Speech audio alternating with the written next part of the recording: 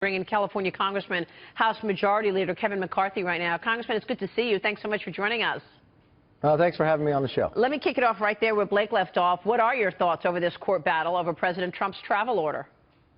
Well, I think regardless of how people feel about it, the president has the authority and the right to do it. I mean, this is a pause. I think there's been a lot of confusion about exactly what this is. This is based upon two bills that passed the House that were veto-proof in the last Congress. It's looking at making sure the vetting process is right on those countries that they have some concern with. And I think there's been a little blow out of proportion of really what it is. I think once you had Homeland Security General Kelly in place, I think it's all been worked out and verified of what's happening. Yeah, I mean, so you think at the end of the day, the president will prevail with this travel ban, for a temporary ban? I think it's very clear, regardless of where you stand on the issue, that the president has the authority to do what he's doing. And so, as the court, he will prevail in the end. Being from California, I know where the Ninth Circuit is. It's a very difficult court to win anything in. But we'll see what happens. Wow. All right. Let me switch gears, Congressman, and ask you a bit about tax reform. You know, I could go back to the beginning of President Trump's campaign when he was just campaigning to get the highest office in the land, and that he was stressing tax reform. I've run into you a number of times, and you've said we understand the opportunity that we have in terms of tax reform, and we're not going to let this opportunity pass. You go to a Stephen Mnuchin. He says we're going to get this done within 100 days when he was first named as Trump's pick for Treasury Secretary. And now we're not hearing a lot about it, and it looks like the tax reform package is being pushed out to later in 2017. No. What happened? No, nothing's being pushed out. Don't worry about that. We have a 200-day plan here, and there's a structure and a method to this. We started with regulation reform, and you've watched that. That's been a two-part plan. Changing the structure of how you do regulations with the REINS Act. Now you're watching Congressional Review Act. Those are a number of bills that you could pass just with a simple majority in the House and the Senate. We did 5 of those last week, another 3 this week. And then we're moving on to repealing and replacing Obamacare. That's moving this month and next month. Then you go into tax reform, because after you've done health care, it changes the baseline. You could expand where you do tax reform. And tax reform is so important. If you want to solve the majority of problems in America, you've got to get growth in America. And America creates this tax system, gives every incentive for companies not to be in America. That's why you have inversions, the highest corporate rate. You make money outside of America, we give you the incentive not to bring it back. It's an incentive also to import, not to export. Yeah. The rest of the country taxes different than America.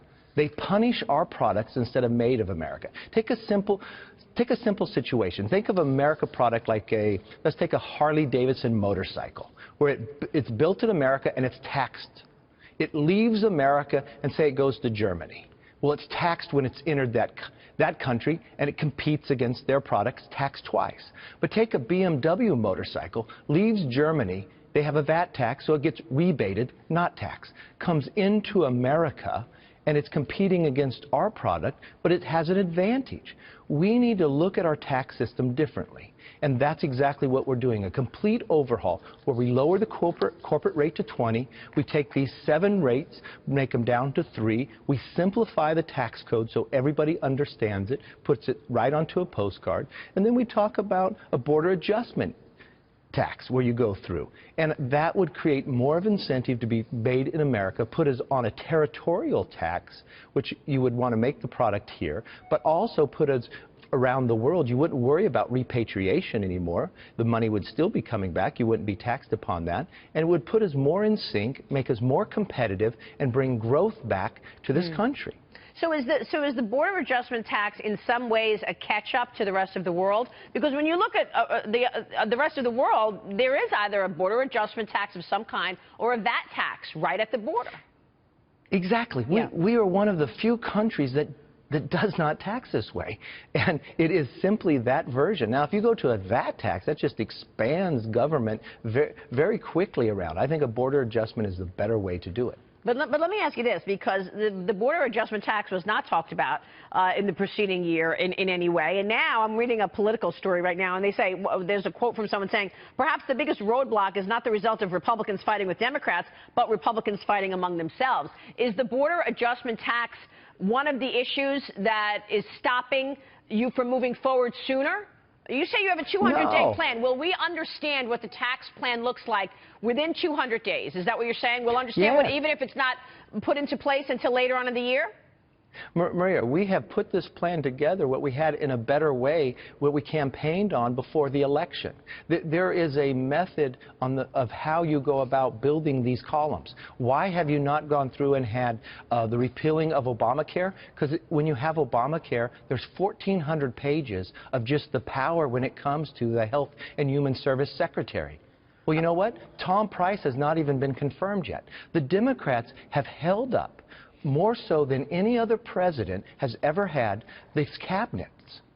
And so we don't even have the power of the mechanism to be able to go through with so much that we need to have happen. Yeah, I mean, but this is right on pace of what we have planned and laid out to get done in the first year. All right, right on pace with what you expected. So do you expect the tax reform package then, Congressman, to be retroactive to January 1, 2017? Well, yes, we'll go back through as we work this through. It's got to go through. It starts in the House. Remember the Constitution. Article 1, Section 7, all tax reform starts in the House. And we're working on it now. The Ways and Means have been working on this long before, and then it'll go to the Senate. But you have to do health care first, and then tax reform. And then we'll do infrastructure after that.